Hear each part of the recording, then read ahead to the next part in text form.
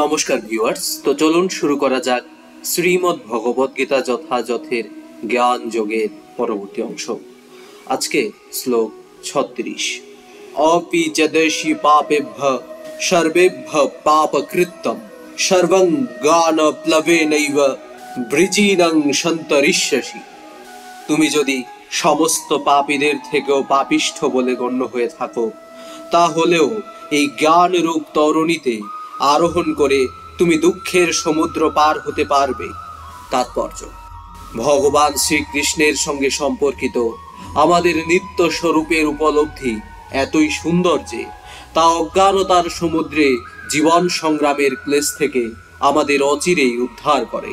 এই জড় জগৎকে কখনো অবিদ্যার সমুদ্র অথবা কখনো দাবানলের সঙ্গে তুলনা করা হয়।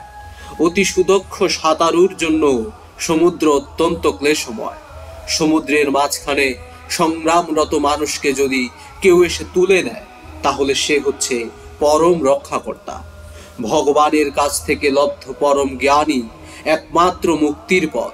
এই ভগবত তত্ত্ব জ্ঞান বা কৃষ্ণ ভাবনামৃত রূপ নৌকা অত্যন্ত সরল এবং যুগপৎ ভাবে তা অত্যন্ত মহিমান্বিত।